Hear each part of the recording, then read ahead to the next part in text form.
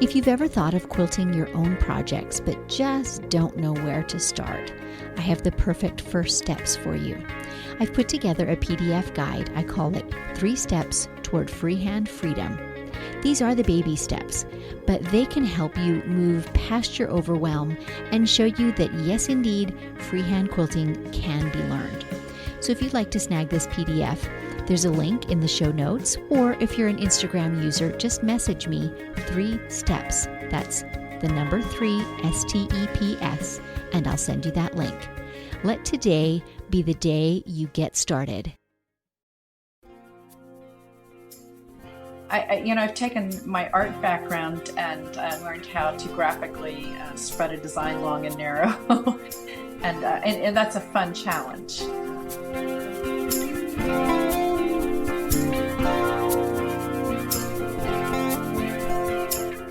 Welcome to Measure Twice, Cut Once, the podcast where we hear quilters and other crafters' stories and draw encouragement and even life lessons from them. Today's guest is Jenny Gallo. I'm your host, Susan Smith, coming to you from my quilting studio, Stitched by Susan. This is where my long arm, Lucy, and I spend our days doing freehand, edge-to-edge quilting, with a touch of custom dropped in here and there. If you're not a quilter and those terms mean nothing to you, it's basically doodling on the surface of a quilt with a 50-pound writing pencil, needle and thread attached at really high speed. If you are a machine quilter, I have a couple of things that might be of interest to you. I have a YouTube live streaming episode the first and third Friday of every month. And in those episodes, I work on a project and let you see it from start to finish. So it's kind of a chance to look over my shoulder in my studio, see the decisions that I'm making, the choices, maybe even the challenges that I'm facing in a given project. And I'll just kind of talk my way through that project as I work on it. So it's a great chance, especially if you're newer to machine quilting, to just see how some of these roadblocks, if you will, are addressed and how I progress through a quilt. So I invite you to have a look first and third Friday of every month over on my YouTube channel, also called Stitched by Susan. These episodes, if you can attend live, are interactive too, and so you can actually ask questions and I'll answer them while I'm working. Secondly, I have a class on quilting the all-over feather that is free for anyone.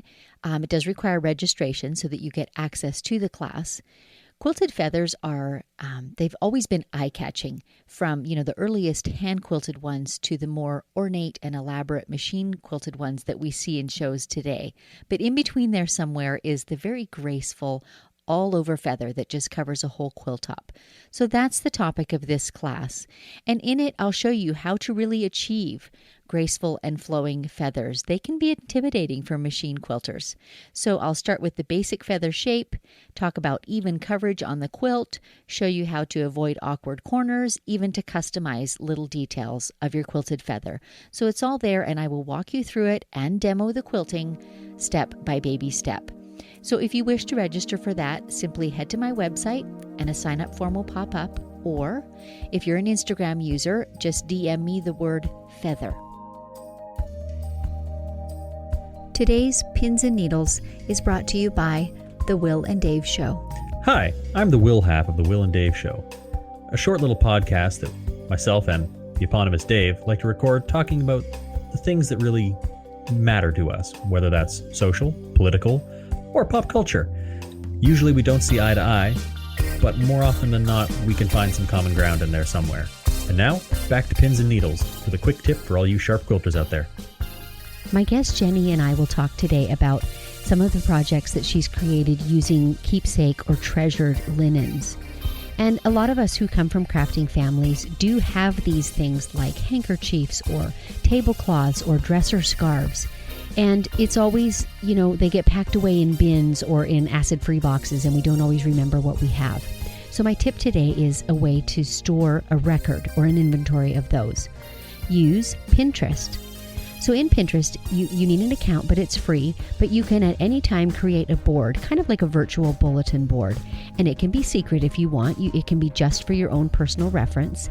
And in it, you can record both ideas for doing things with these keepsake items, but more importantly, you can actually take photographs on your smartphone and quickly upload them or share them to your Pinterest board, keeping photos of what you have. Further, you can add notes to that picture. So for example, I have a lot of handkerchiefs and maybe I want to make a note, I have 27 of them, so that when I'm in the fabric store and I'm trying to calculate if I have enough for a quilt or how much more fabric I might need, those details are all right at my fingertips. So use a secret board on Pinterest to inventory your lovely keepsakes.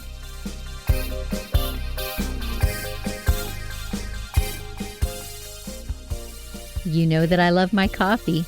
If you're interested in supporting this podcast, simply go to buymeacoffee.com/Stitched by Susan.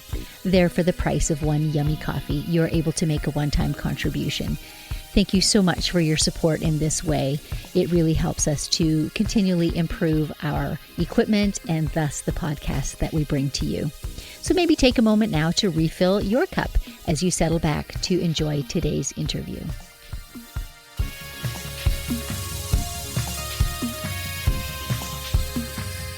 Welcome, Jenny. I'm so glad to have you here today. Thanks for calling upon me, Susan. This is going to be great fun. I, don't know you in a former life, haven't met you at shows, but I met you through your feed and through a mutual friend. And I was so charmed scrolling through your feed at the projects that you're working on now. But before we dive into those, would you tell me a little about some of your early crafting or sewing projects and kind of what led you in the direction of your current work? Absolutely. Thanks for asking about that. I've always been a sewer. My mother taught me how to sew. I think it was about second grade. My dad was doing a military stint away from home for several weeks. And I think to keep us all sane, she needed projects. And sewing became one of them. And I was hooked from the beginning. I actually remember even back before that, sewing cards. And just that was so it's just in me. I come from a long line of generations of sewers and artists and artistic people. So it's definitely a genetic thing for me. And I became an art teacher after going to school for art education, university for art education. And that was my first step into the professional life. But on the side, I was quilting at that time. Yes. So, how one thing leads to another. It for sure does. And so this is your business now, right? You actually have a studio? And does studio mean a physical location or like a creative entity? It's a physical location, but in my home. Okay. I have the lower level of our house, which is just perfect. I can work at any hour that I want. I can work in my pajamas. Don't tell. I'm the same way. I know. Never underestimate the power of creativity in PJs. You just got to strike when the iron's hot. That's right. Is that the right phrase? But it also, I've had to learn to separate business from family, and that was a process, but it all works really well now. Yes, that's really good point. And if we have a time, we'll come back to that, because that's often a thing for creatives, and particularly for ones that work from their home, is finding and striking that balance. But we'll come back to that one. Sounds good. I want to know about the name of your studio. I know that there's a story there. I want to hear it. Carrot Top Studio.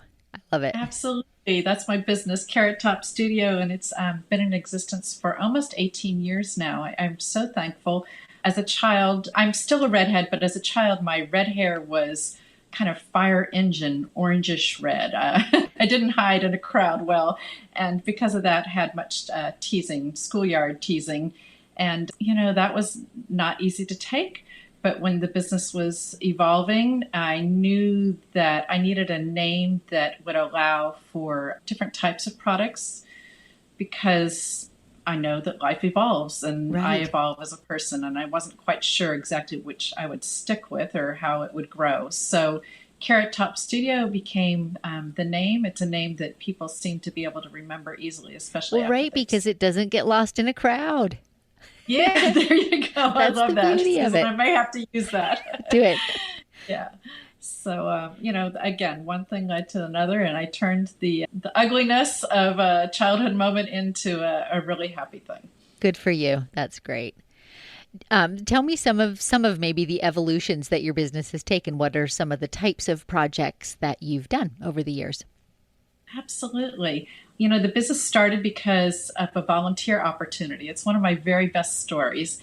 I think. And a friend called me from my church and said, have you ever seen worship banners anywhere? And I had. And she said, what about creating some? And at the time, I had small children at home, and I wasn't teaching in a classroom anymore, and was kind of feeling, where I might go next. So I took on the volunteer challenge, and we made worship banners, which ended up feeling like making quilts. Yes. They weren't quilted, but they had the top layer and the inner layer and the backing and all those piecing and applique techniques just that I love doing. So that was a really wonderful thing, and I turned that into the business, and I first started making worship banners, which was a little tricky because each church space is different and unique, and they need the right size, so there wasn't a uniform to that. Right. So my husband said to me one day, well, how about those things that pastors wear around their necks, those long, skinny scarf-like things? Oh, stoles. They're called stoles. Yeah, well, no, I don't think I can make stoles. They're too tiny. Well, he persisted, and one thing led to another, and I sold my first stoles on eBay. That was back in the eBay hotness Interesting. era. So about how wide are they? That really is a limited space to be working in, isn't it? Yeah, about 5.5 inches Wow. on each side. I'm impressed.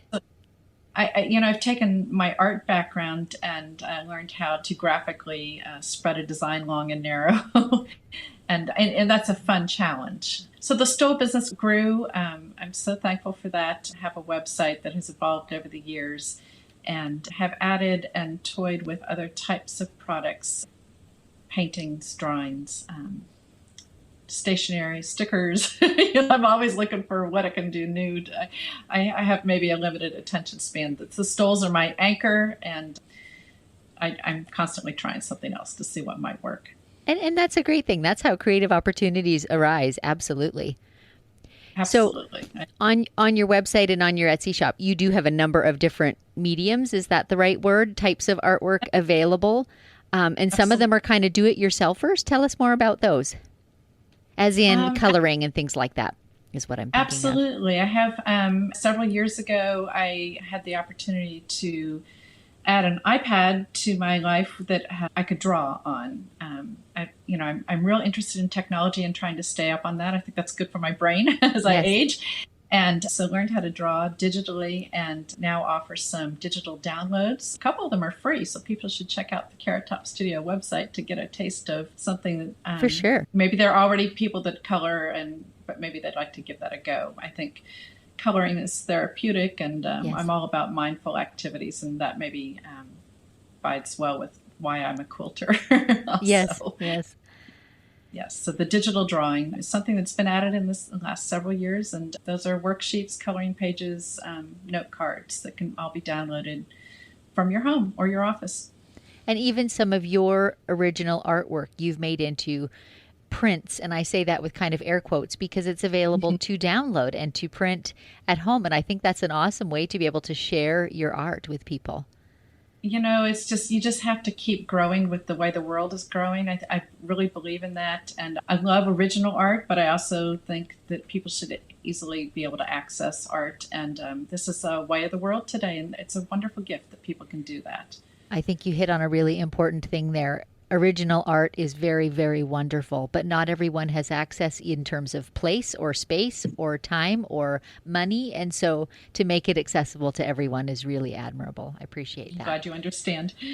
I was looking at a recent series that you've been working on, and I'm going to read a quote for our listeners, and maybe you want to elaborate on what came before this. You said, "Focusing on simple lines while paying attention to details became a conversation with nature." Yes, so something that's fairly new to my life, surprisingly, because artists really probably benefit from this practice all their career, is keeping a journal. And maybe a year and a half, 2 years ago, I started doing daily drawings in a journal, sometimes with a prompt, sometimes not. And I had a span of time where I was focusing on what was outside my studio. It happened to be summer, and I live in Michigan, where it's absolutely glorious in the summer. It's glorious all year round, but I could see a lot of different things in the summer than I do right now in my snow-covered world. And And I've always been drawn to lines. Some artists are drawn to texture or shadows or values, but lines speak to me. And I think that translated into a series of art that has become note cards and some of those digital downloads that we were speaking of earlier. But it also makes me think of how lines speak to me in the quilting world. And I've always been drawn to, there are those those air quotes again, Yes. drawn to free motion stitching. And I think it's that whole line thing with me. It's lines, I think, provide energy Yes. to work. And that translates into my two-dimensional art and my quilting world also. Yes. Well, thanks for elaborating on that. And I do encourage our listeners to check out both your website and your Etsy shop, because there is such a variety of things available there. And in particular, your note cards are very, very beautiful. I enjoyed them. Thanks. Okay, going back to the stoles for a minute, because they just fascinate me that you can produce such artistic, honestly, quilts, because they have all the layers in this very limited shape and size. So tell me about some of the most interesting ones that you've done. I know I saw at least one that was created with some vintage fabrics that belonged to the pastor's family. Right. I keep things in stock that match the seasons of the church year, Advent, Christmas, Lent, Easter, that type of thing. Right. But I really love taking on personal commissions. And the stole that you're speaking of, the pastor had been ordained and new to her ministry and had used in her ordination stole fabrics that were passed down from her family. And then one of her very special family members passed on, and she inherited some of the fabrics from that special aunt. And we took her ordination stole, cut it apart, and made a new backing with some of those old fabrics, connected the two together so she had kind of a history of her ministry and of her family and her upbringing all in one stole, which really was, I'm always so honored to be asked to take on those special projects. That's amazing. I can only imagine how she feels, when she steps up to a podium wearing that around her neck. That just must be strengthening in all the best ways. It's her story, and our stories are really important. What makes us who we are, absolutely. Any others that come to mind when you think of projects that stretched you or projects that just were unique in some way?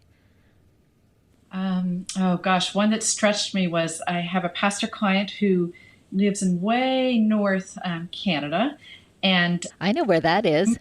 Yes, she ministers to people of the Inuit culture. Okay, and she wanted to connect with their meaningfulness in their culture to the outside world, the nature, the natural world, and the animals in the world. So she gave me a list of all those animals and what was happening in different seasons around her. And we incorporated all of those things into a stole, and creating all those animals and all their little details through machine applique was quite a challenge, but it just was so special and fun to take that on.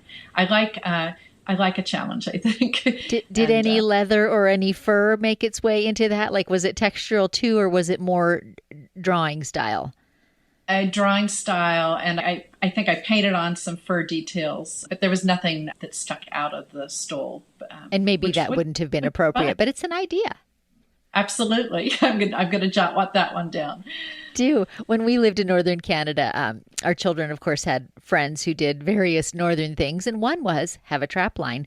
And so one of her little friends, I think she was in first grade, made her a tiny Christmas tree ornament, and it's like a little kind of an Eskimo type of shape, and then it's got a fur hat, and all you see in the ornament is this round fur, and if you open up the fur, there's a little face inside it, and it has been a favorite all these years. There's just something so tactile about that, and we absolutely love that little ornament. Absolutely. Sounds great. Total side note. So tell me more about some of your other interests, and I'll give you a starting point. I saw a picture of whoopie pies, and I have to ask, what does a whoopie pie mean to you? Because I have a version too, and I want to know what your version is. Oh, interesting. So I spent most of my childhood and growing up years in eastern Pennsylvania, where there was a large Amish community. and they are known for their whoopie pies. And we say it a little differently than you do. I say whoopie instead of whoopie. Okay, and that's probably the Canadian in me. Yes, most likely. And to me, it means a chocolate cake-like cookie, double of those, with an inner layer of kind of a marshmallow cream. And they're one of my husband's favorites. Lots so, of people have never heard of them, but boy, you ought to give them a try. And homemade is the only way to go. The purchased ones just don't hold a candle. Totally agree. Okay, do you want to hear my version? Absolutely. One of my kids found this recipe years ago, and it immediately became a family favorite. So our cookies are pumpkin and spice, and our filling in the middle is an ermine frosting. And if you don't know what that is, it sounds kind of terrible, but the base of the frosting is cooked milk and flour, and then you beat in butter and sugar. And don't let those ingredients dissuade you. It is delicious. It whips up, and it's just less sweet than typical frosting. So it's my favorite frosting for everything. It sounds like we'll have to exchange recipes. We I'm will. afraid the recipe that is our favorite starts with a cake mix. Oh, and I just hate to admit that because I'm a really good baker, but it's the one that we go with. So everybody's got a little trick. Absolutely. Little shortcuts. They matter. They matter. So, okay. So that was our whoopie pies. You're a gardener too? I am.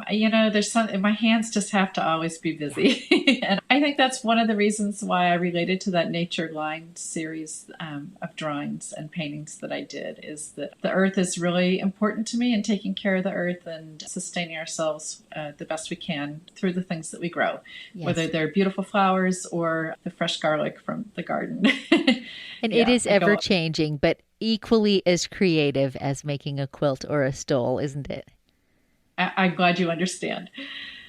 I'm a flower gardener, I would say, for the most part. And yes, I just love that whole process from beginning to end. Even the composting, I'm good with that. Me too. Well, we're kindred spirits. Yeah. Okay, anything else you want to tell us about maybe new projects that are coming up, or if I didn't highlight well enough the types of things that you have, say, in your Etsy shop that listeners might be interested in? Let us know more about those, and then I'll be sure to include places to find all these things in the show notes. Oh, I so appreciate that. 2 new projects. One for my clients is because of COVID, when churches shut down, my clergy stole business just kind of went on pause.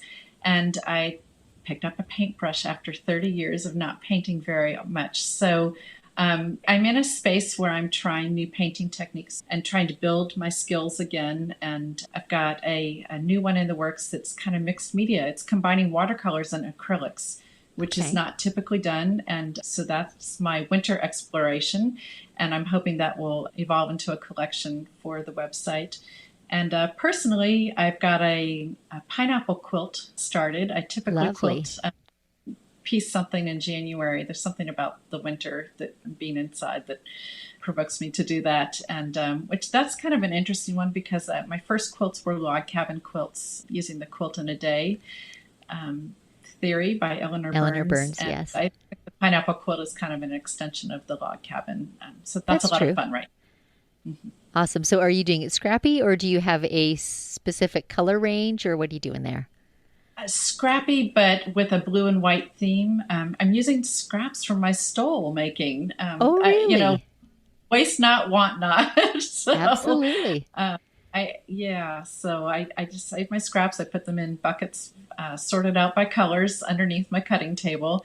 And several times a year I reach in and, wherever the pile is the largest, and that becomes a quilt.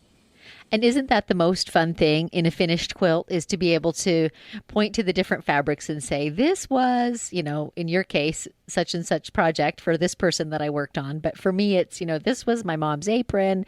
This was one of my kids' PJs, all those things. That's what I love best about scrappy quilts. It's that connection with the story once again. It absolutely is. Stories are everything. Mm-hmm.